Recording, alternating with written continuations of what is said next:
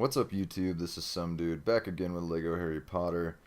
Just finished Love Hurts, got all the collectibles, feeling pretty unstoppable. I haven't missed anything yet. About to do Felix Felicis, is that how you say that shit? I don't know. Looks like I need one character, 4 crests, and a student in peril. The only thing that worries me is that student in peril, because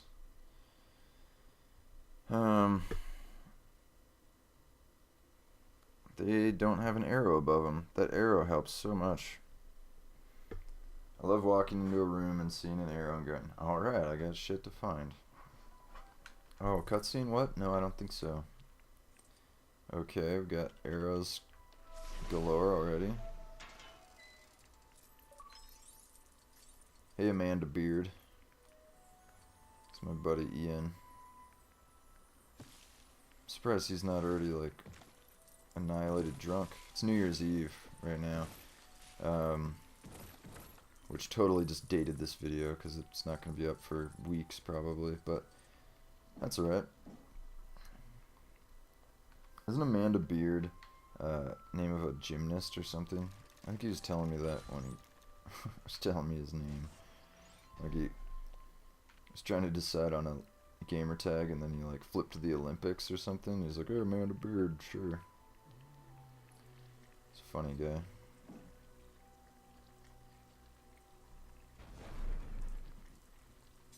But that dude does love to party, so I'm kind of surprised that he's not already at it. Or maybe he is. Maybe he's playing Connect or something.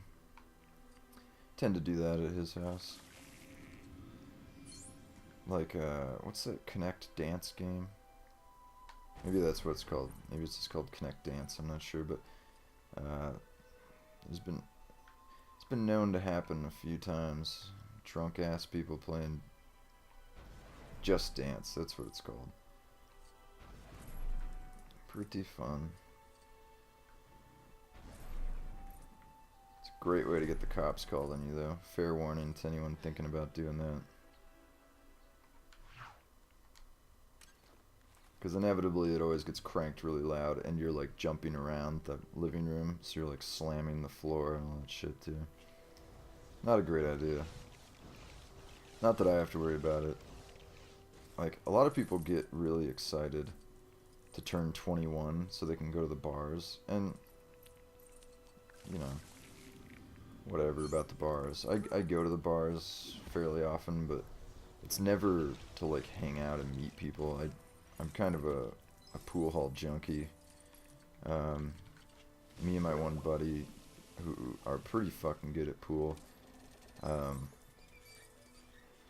he is insanely better than I am, and I am pretty good. I'm hesitant. I try to be a pretty modest person. I'm hesitant to ever say that I'm really good at something, because usually I'm not.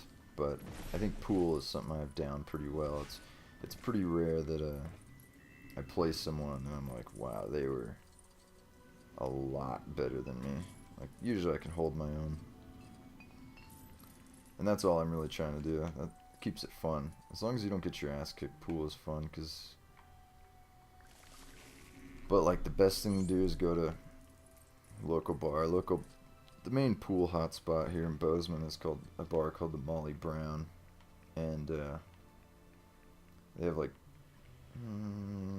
8-10 tables, something like that, and it's really fun to just go there on a Friday night and like drink, but you know, kind of watch yourself, like don't get too crazy, and then just hold a table and kick the shit out of all the drunk ass people who think they're really good, and then you just play the whole night for free pretty much. Because if you don't know how a pool room usually works, like if somebody holds the table and then if somebody wants to come challenge for the table, they have to pay for the game, so they'll put down quarters and then the next game is on them, and then if they win, then the table is theirs and you have to put down quarters to try and win it back. But if you don't lose, then you never pay, and that's the beauty of the system, because only the good people get to play all night, and that makes it really fun. So if you're kind of pacing yourself on booze all night, and you're already pretty competent at pool, you can easily hold a table the whole night if drunk-ass people are challenging you. And that's what me and this kid love to do.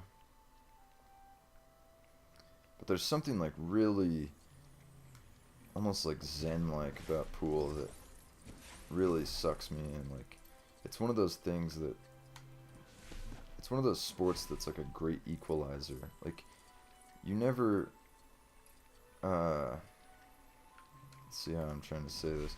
There's some sports that, like, regardless of how old you are, you always have there's no advantage, you know? Like golf to a certain point, like as long as you're not crazy ass old, or like bowling maybe, or well, I'll just say poker. I'm always hesitant to call poker a sport because it's, let's face it, it's not. But I don't think pool is a sport either. I should clarify.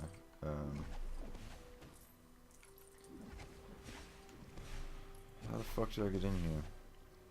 But yeah, there are certain games. Yeah, maybe I'll just call them all games because that's really what they all are. There's certain games where a 20-year-old could play a 60-year-old, and neither one has an advantage over the other based on age. Like, if I played a 60-year-old in soccer, I would hope that I would just run his ass up and down the field.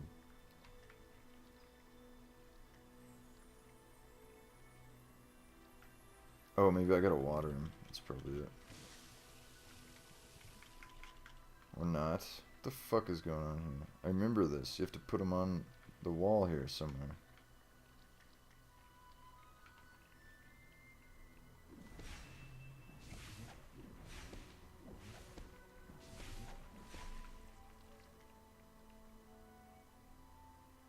But yeah, pool is one of those sports that, like, no matter how much you play... Oh, I just called it a sport. Caught myself. It's one of those hobbies or whatever that you can always do because there's always something you can learn. Like, my brother, who is 10 years older than me, bought a pool table when he first moved out. And so he was 18, I was 8, and he babysit me all the time. And I would play hours of pool. And I'm 23 now, so that's 15 years ago. I mean, it hasn't been a steady hobby of mine for 15 years, but I have known the game for 15 years. And I've just now gotten to a point where I feel like kind of like a badass at pool.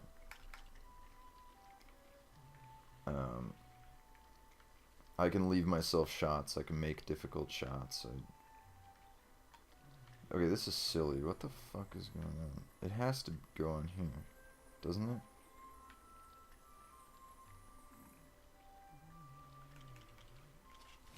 I'm lost, man.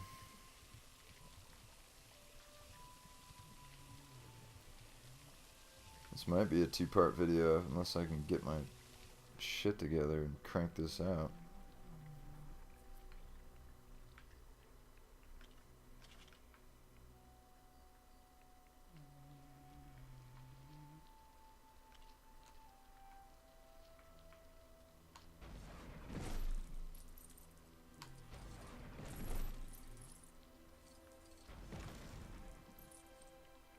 God damn.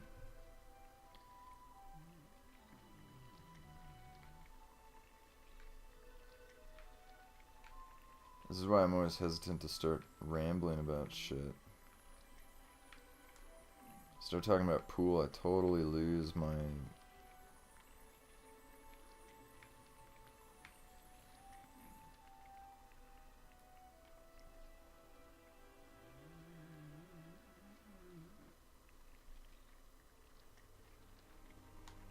Okay, this is silly. Lego game making me look dumb like usual.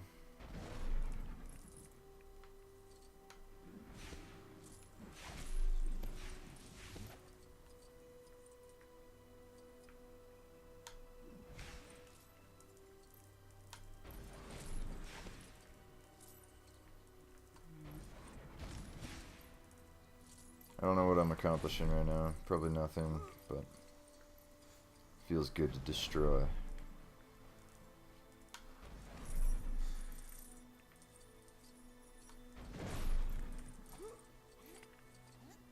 Hopefully you can't hear my dog snoring.